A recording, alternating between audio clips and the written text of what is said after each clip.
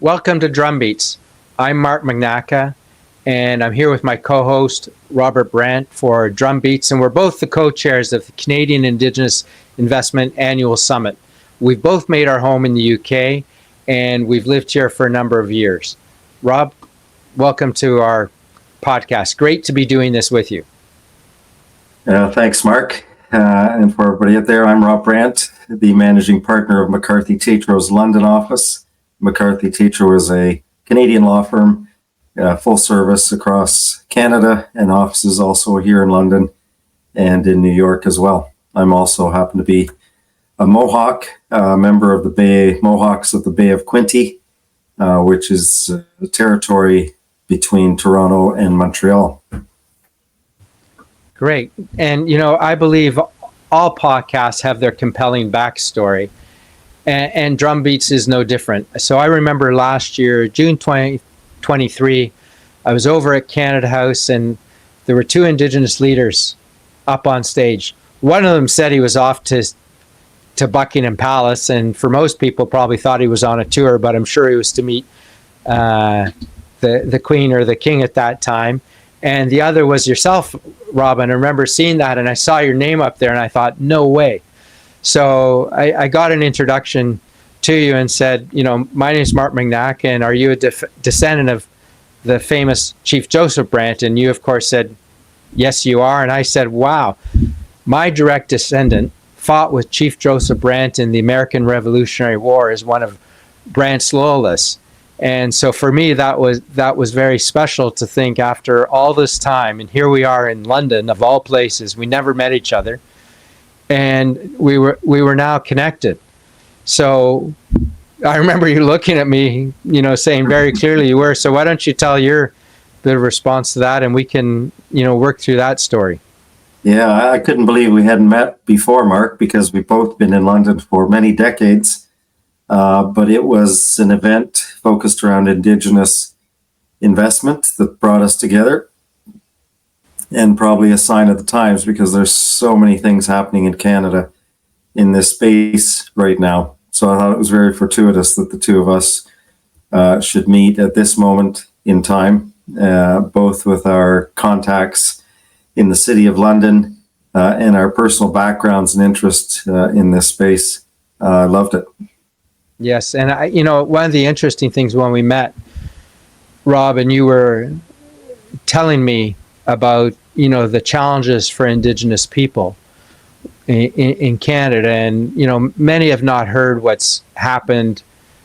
The traumatic experience that has passed through generations for the Indigenous people in Canada, and the challenges. And you're part of that new generation of Indigenous leaders who are, of course, defending the rights of Indigenous people in Canada. You're also working with other Canadians for their own success and trying to create the country that I think our ancestor always dreamed that Canada would be. Equal opportunity for all, very respectful of our Indigenous people who actually are the guardians of the land that some of us now call home. So, that was for me. I thought my ancestor would have been very ashamed to think of what had happened to the relationship between the Indigenous people and new Canadians, as they were probably referred to then. So this podcast comes out of that, and it's for anyone who's considering investing in Canada. And Canada is one of the top FDI destinations in the world. It's certainly one of the most attractive. And especially when we look at all the changes with the supply chain that's happened, onshoring, friendshoring, Canada is bordered by three oceans, the Pacific, the Atlantic, and the Arctic. And if people are looking at putting their money, Canada always ranks around one of the top spots. And for UK business, it accounts for 41 billion of the outward stock of FDI resides in Canada. That's in pounds. And that's 2% of the total UK outward FDI stock. In the last year for records, 2023 over 2022, that was an increase of nearly 50%, which is absolutely huge. And from that point of view, it's important. And the UK's Department for Business and trade represents Canada's the 15th largest trading partner. So it demonstrates there's a huge opportunity, and there's over 13,000 VAT registered businesses in the UK that have investments in Canada. So it becomes, one of the key places, if you're looking, as they are in the City of London, where to put the money, Canada's always up there as one of the top spots. And of course, the City of London is one of the great financial centers of the world, along with New York and Tokyo. London's always benefited from trade from pre-Roman times to Roman times to through the British Empire and post-World War II. Of course, London remains this great cosmopolitan hub where people come with ideas, innovations, and to make money, because the city is still where deal making takes place. It's where people connect across countries and cultures to make things happen. So with that ranking of the money that's here looking for places to park it, that says that's where Canada comes up. But if you're going to invest in Canada today, you have to understand about the Indigenous investment opportunities and how it affects any investment in Canada. Rob, how about you talk a bit more about that for our listeners? Yeah, it's a really interesting, exciting time in Canada. Canada is so well positioned to provide the world, really the world, with all the resources and power that it needs. Abundant resources, tradition, and history of knowing how to get those resources out of the ground and to market, stable democracy, and a jurisdiction that respects the law, the rule of law. And when it comes to Indigenous investment opportunities, it is said that all roads to net zero and energy transition lead through Indigenous territories. And so with changes in Canadian law, adopting the UN Declaration on the Rights of Indigenous Peoples, that will give Indigenous nations a veto over projects in their territories. And our courts in Canada have been siding on the rights of Indigenous peoples and advancing those rights gradually through case law. And so it all adds up to a really interesting time in Canada, and some great opportunities, some really unique projects where Indigenous peoples are taking a real say, an equity stake, a meaningful equity stake. They want a seat at the board table.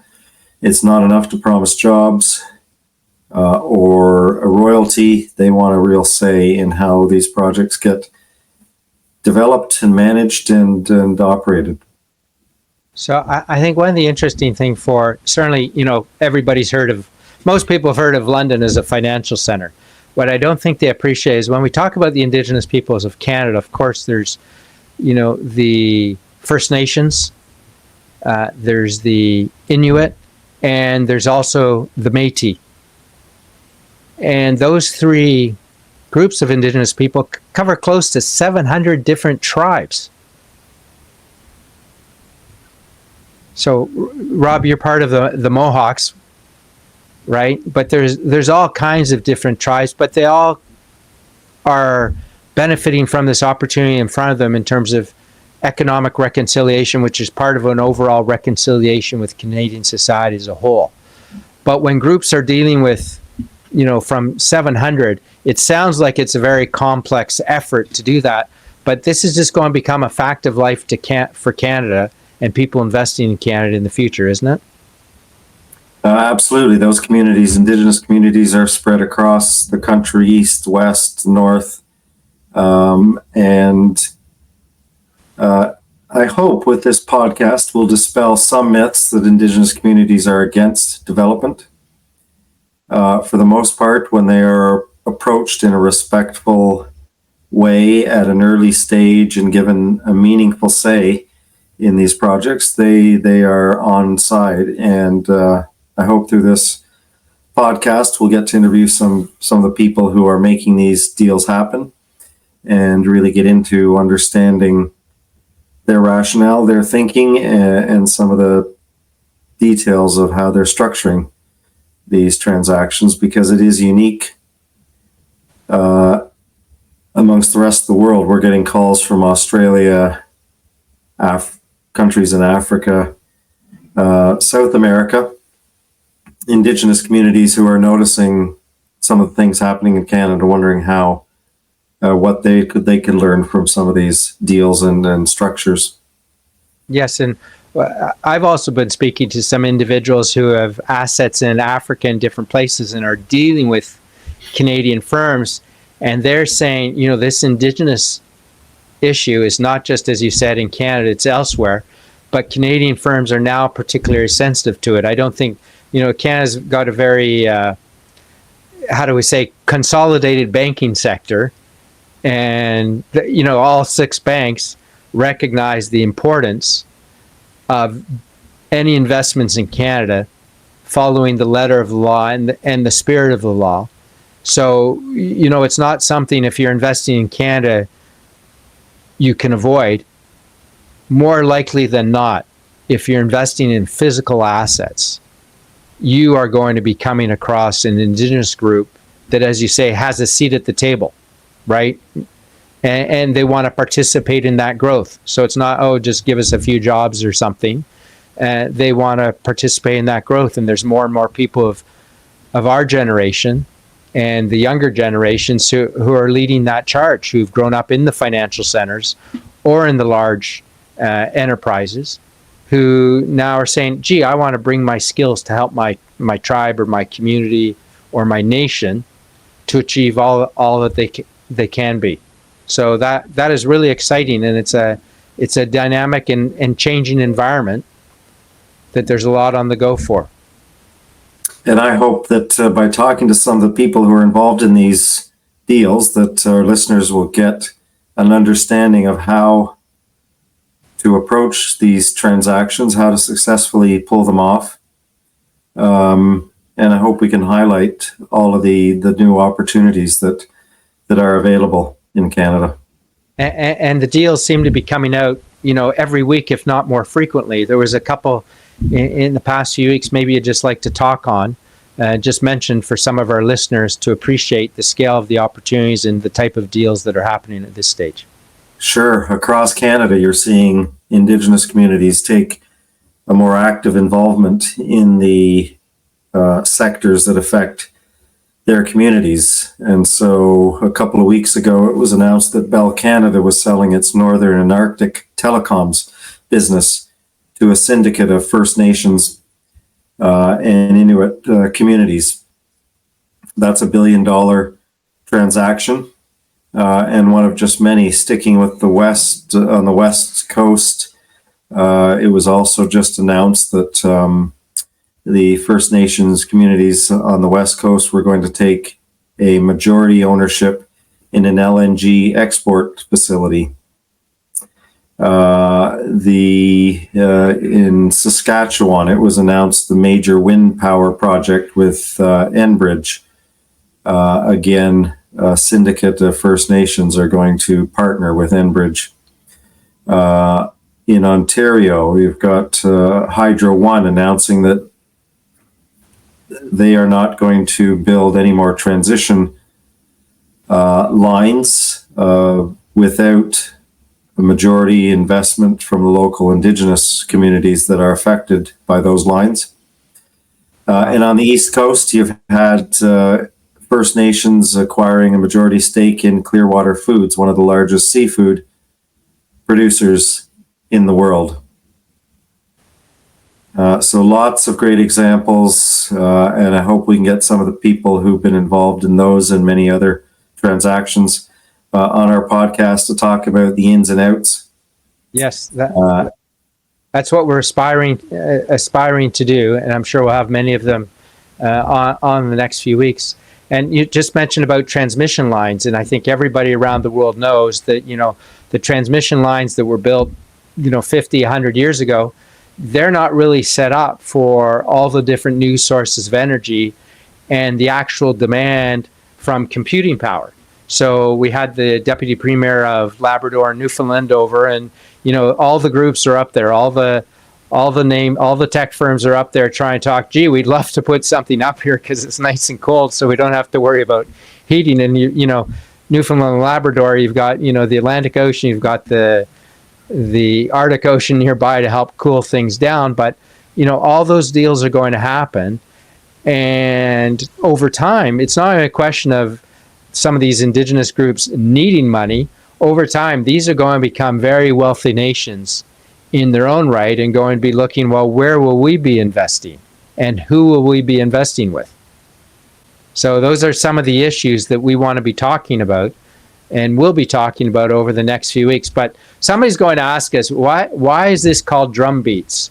And it's called Drumbeats because this is a podcast about the investment opportunities with Indigenous peoples. And of course, we're going to talk about the broader reconciliation issues as well. But we chose Drumbeats for a particular reason. Rob, would you like to give some insight into that for some of our non-Indigenous listeners? Sure. Very briefly, it's the drum is a almost universal symbol in Indigenous communities across Canada. And in many communities, the drum represents almost the heartbeat of the culture. And most often those drums are made of animal hides or trees. And it is believed that the spirits of those animals and trees live within those drums. And as I say, provide the heartbeat of the culture, used not just for musical instruments, but an important part of prayer ceremonies. And so I think a very apt name for our podcast.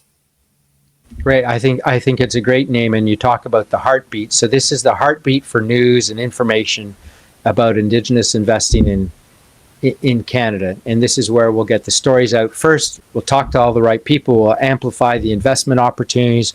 We'll amplify the successful deals, the deals that we can all learn from to take things future in the next weeks and months, during the course of the next year and onwards. So this Drumbeats podcast, as we've mentioned, we've been talking about, it's for people on both sides of the pond, which many of us refer to as the Atlantic Ocean and beyond. North America is a huge destination market. Canada has access to the American market as part of the North American Free Trade Agreement that's been renamed over the past few years, but it's still a gateway into the U.S. market, and Canada ranks high as a reliable supplier of commodities for countries around the world, whether it's for European countries, for American countries, or countries in the Asia Pacific. So that terminal you talked about, the LNG deal for the West Coast, East Coast, we know post the invasion of Ukraine, the Germans government were looking to do deals with Canada. So Canada as a reliable supplier, rule of law, et cetera, et cetera, et cetera. It's a great place to invest. And if you're going to succeed with your investments, you have to understand how to work with the Indigenous nations in Canada. The Canadian government is very supportive, as are all the provincial governments. And this is going to be the place to find out first about what's happening and what will happen in the future. Rob, is there anything you'd like to talk about for our listeners before we wrap up? Just to say, Mark, that I'm really excited about this. It's a space that has personal and professional interest for both you and I.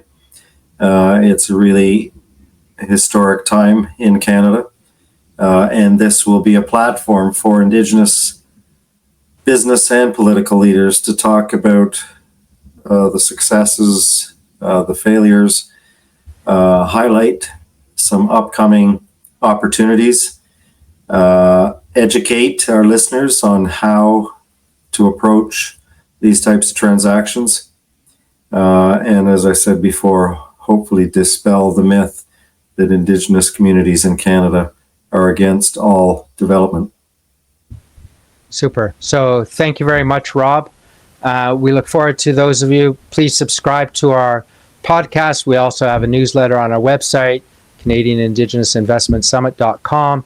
And we look forward to speaking with everyone next week. Rob, look forward to catching up in the city shortly. As I do, Mark. Nyawan. Cheers.